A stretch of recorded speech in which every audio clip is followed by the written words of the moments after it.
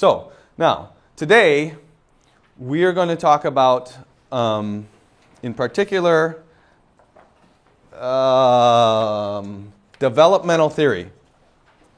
There's probably whole college classes on that, and we're going to cover it in about 15 minutes. That's because I'm such a great teacher. I can get it across in 15 minutes. Other college professors need a whole semester to get it across, but I can do it in 15 minutes. No, actually, the reason is because I believe it's important for you to understand just the surface, to hear the terms, to understand the idea, but it's not so important that we have to study it for a whole semester. Developmental theory is a study of human psychology. Let's get the problem with that word taken care of. What is psychology? In its clearest, in its simplest sense, what is psychology?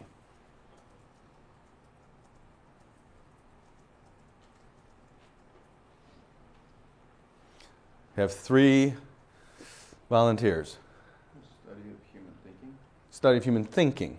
Okay, what were you going to say? Study of the mind. Study of the mind. Okay. I was going to say how people think. How people think. Okay. Anybody think it's any different or more or less than that?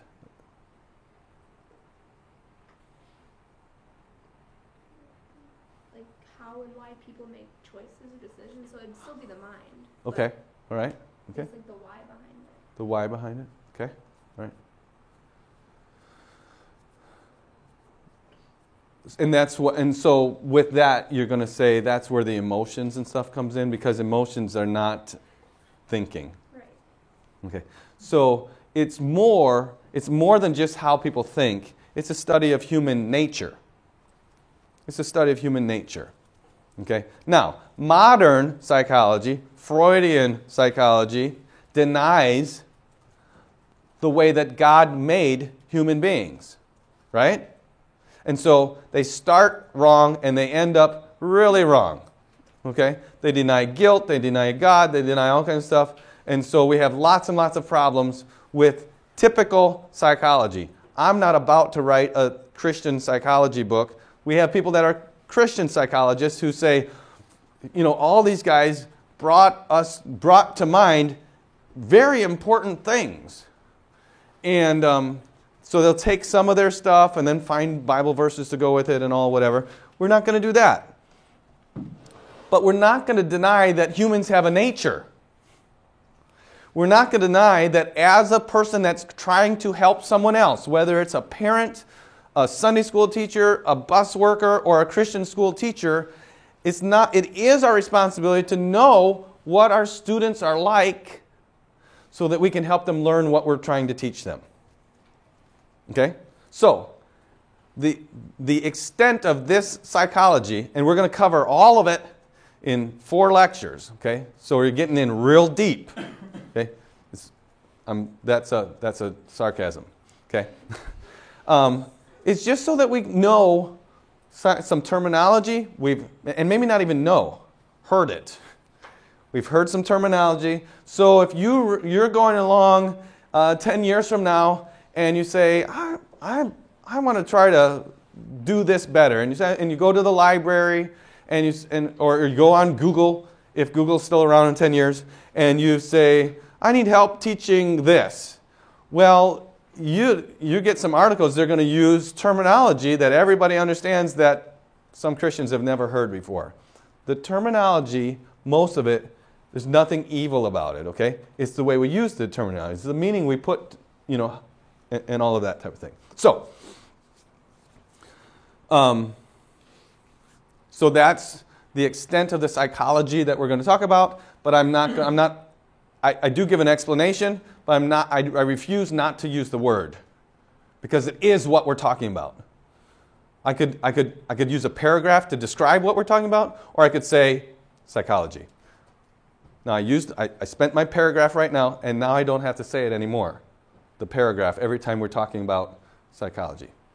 human development, the way people think, the way people act, human nature. So, in 1980, the man that developed developmental theory, I'm pretty sure that's when he died. Yes, he died. Jean, or however you say this name, Jean.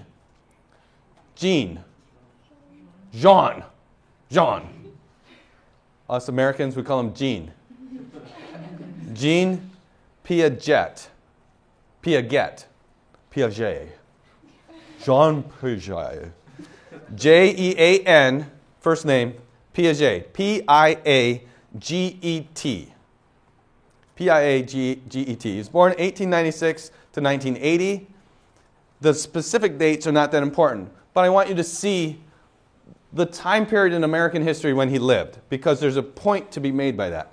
He, during his life, studied children's development. His own children is where it started with. He noticed certain things. He was probably an educator or whatever. Maybe he was a psychologist before this time. But he noticed and began to study how his children developed, and then studied how other children developed. And he wrote something that is now understood as developmental theory, a theory of child development. Okay, but developmental theory. And in his developmental theory, he says there are 4 stages of cognitive development. Okay, cognitive, C-O-G-N-I-T-I-V-E, cognitive development. Now, cognitive development has to do with our mind. Recognize something. Okay, I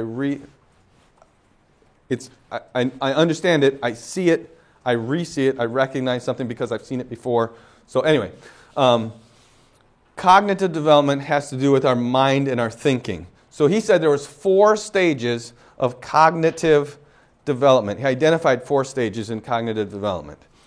The first stage, and you'll want to know these 4 stages. You don't need to know the sub-stages and all that, but you'll want to know the 4 stages just as a matter of fact, information. Okay, which we'll talk about that tomorrow when we talk about taxonomies. But the first stage is the sensor-motor stage. S-E-N-S-O-R-I-M-O-T-O-R. Sensor and motor stage. And that is basically infancy. Our infants' minds developed less than toddlers' minds. Yes. I mean, their whole mind is there, but it hasn't progressed to a certain point. Okay? We're not talking about, and maybe he is, but he's not taught. I don't understand this as the evolution of a child's mind. It's the development of their mind. It's not more or less there. It's just less ignorant. The longer we live, the less ignorant we are, hopefully.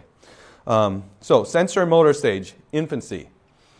If you're using pen and paper, drop a couple lines and then write pre-operational stage. If you're on the typewriter, you can always go back and insert.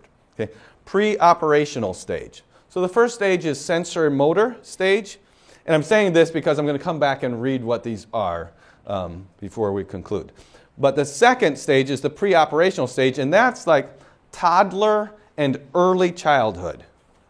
And that's, so early childhood, does he put ages on this? No, but by the way he's describing the next one, 5 to 6 years old. From toddler, so what is that, 2? Somewhere in the 2 year, between 2 and 3 and 5 and 6. Pre-operational stage. Okay?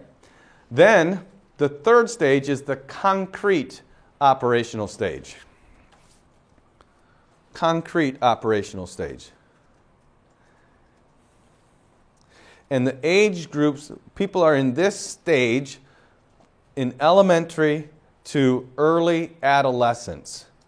So that's going to be 6 to 14, 15, something like that.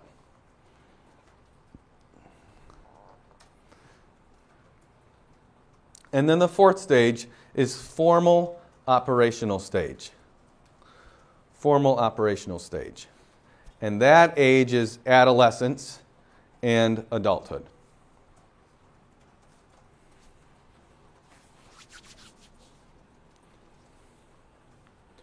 All right, now, I'm going to just read a description of these things.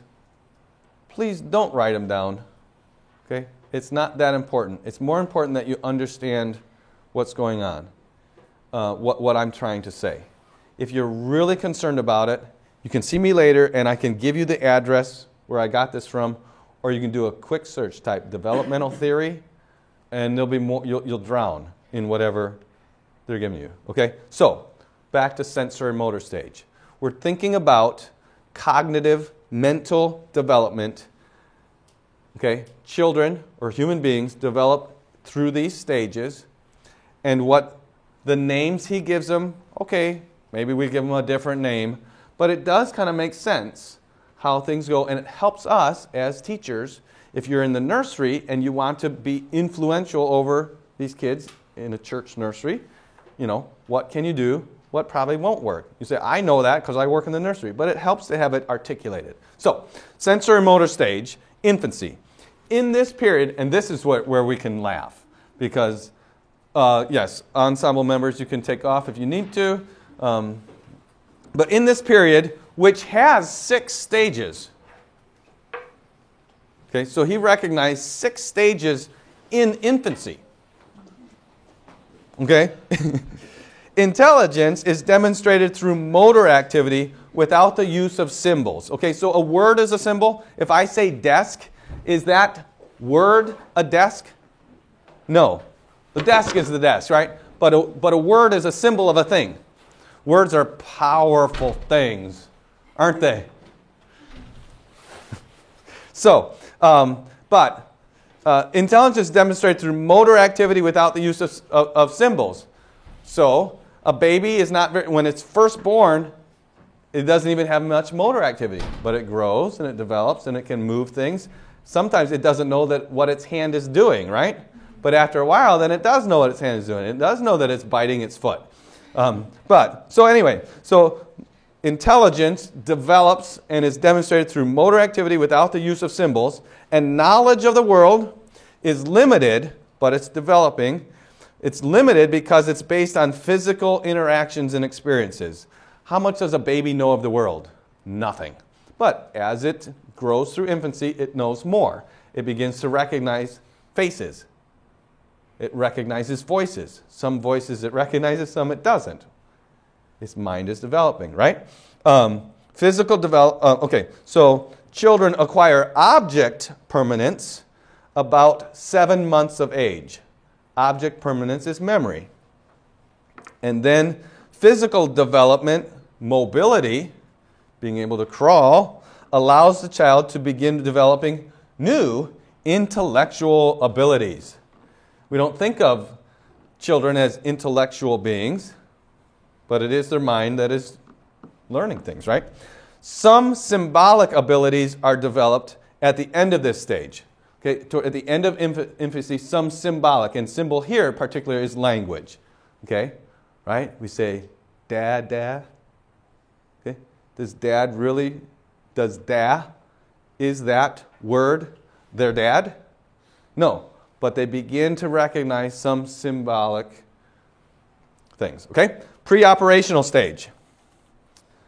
So, and you don't have to remember this, but remember there's 6 stages of infancy. And if you think about it, okay, they can't even move, then they can start to move, then they recognize a voice, they recognize what a word means, that dad means dad, whatever. Okay, so anyway, that's what that would mean by stages. Pre-operational stage, toddler and early childhood. This period has 2 substages. And in this period, intelligence is demonstrated through the use of symbols. Okay, and again, words are symbols, whatever, things are symbols. So demonstrated through the use of symbols, their language use matures, right? We don't think of a 5-year-old as being mature, but way more mature than a 2-year-old with what they can say and talk. Okay, so their language use matures. Memory and imagination are developed. Ever met a 5-year-old with an imagination? Okay. So memory and imagination are developed, but thinking is done in a non-logical, non-reversible manner. Okay? So they know things, but they don't connect things together.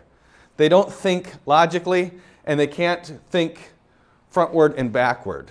Okay, you say, how do you think backward? You say, I went here, here, and here, and here. Okay? Or we're going to go here, here, here, and here. And I went, going backwards, frontwards. A thinking process some thinking processes have direction. Okay, they can think, but they can't connect things, and since they can't connect them, they can't put them in reverse order. Okay, does that make sense? Kind of enough sense. Egocentric thinking predominates. Egocentric, what's that? Self. Egocentric. When they draw a picture of their family, they got the house, mom, dad, and them. Right? Okay? They're the biggest person. They're the center of everything. Okay? That's human nature, isn't it? Okay? So, then 3, concrete operational stage. This is elementary and early adolescence. So, in this guy's observations, between 6 and 12, 13, 14, they're concrete operational stage. In this stage, characterized by 7 types of conservation. I don't know exactly what that is, but here's the 7 types. Number, length, liquid, mass, weight, area, volume. Those 7 types of conservation. Intelligence is demonstrated through logical and systematic manipulation of symbols related to concrete objects. So, in this age, they can manipulate symbols, but those symbols need to be related to concrete objects. Have any of you ever used manipulatives in a math class? Okay, 2 times 3. 3 times 2. Are they different? Yes. 3 sets of 2 is different than 2 sets of 3. Okay? All right? We know it has no difference. Well, there is a difference. But concrete objects show us those differences. And children in these ages think concretely. We're not talking about the concrete truck. They think about objects. Okay? When you say, Jesus is knocking on the door of my heart, they don't understand. They think somewhere there's a door on their heart. Okay? I'm not saying they have no spiritual ability. They can understand some spiritual things, but very limited. Okay? And so that's concrete operational stage demonstrated through, and then operational thinking develops, and that operational means thinking that's reversible, goes in one direction, then backward. And egocentric thought diminishes. It diminishes. They develop friendships. Okay? They still are selfish beings, but it's not all about them. Them and their friend, and they did this, and whatever type of thing. Then formal operational stage, and let's just read this. In this stage, this is the last one, intelligence is demonstrated through the logical use of symbols related to abstract concepts. What's an abstract concept? Joy, except she's concrete object. But joy, hope, faith, trust, those are all abstract concepts. You can't put your hand on it, okay? So those are things, those abstract concepts that are really spiritual are very, very hard for younger children to understand. Okay? If they've grown up in a Christian home, there's no, okay, now I'm 14, I can understand all of this stuff, or I can't. But those, as our minds develop, we understand more of those abstract type things. Early in the period, teenage, there's a return to egocentric thought. Right? Adolescence. And then, here's a statement that's interesting to them, or from them. Only 35% of high school graduates in industrial countries obtain formal operations. Many people do not think formally during adulthood. So the formal is the more abstract type things. A lot of people don't think about abstract ideas. I think all Christians do, for that matter. But a lot of people don't even think about abstract things. So, okay, that's it for today. Tomorrow we'll talk about taxonomies. Taxonomies.